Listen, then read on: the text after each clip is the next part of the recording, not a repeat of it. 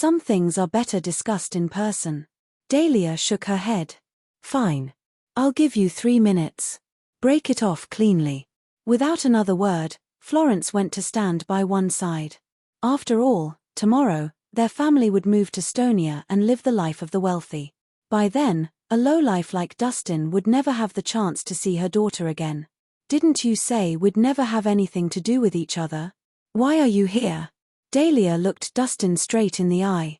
Dustin responded seriously, I've found out the truth.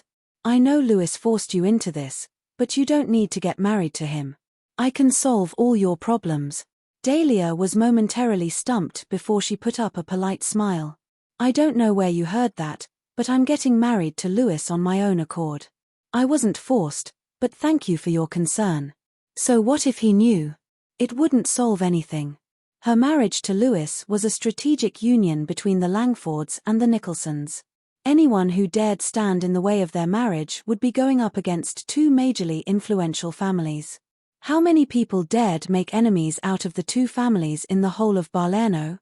That was why, even if Dustin now knew the truth, it didn't change anything. It would only cause him more trouble. That's not true. Dustin's brows knitted. You don't even like him. Why are you getting married to him? Does that matter? Lewis can give me wealth and riches, as well as power and status, aren't those enough? Dahlia smiled faintly. You're lying. I know you're not that kind of person Dustin wouldn't give up. Stop joking. Do you really know me? She scoffed. Oh, Dustin.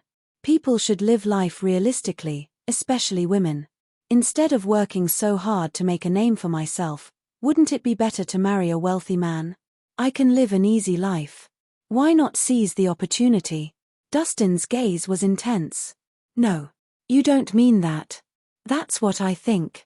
It doesn't matter whether or not you believe me. I'm tired. I'm going to rest now. Please go back. That was the last thing Dahlia said before turning inside. Did you hear that? She's tired. Now get lost. Florence raised her broom aggressively.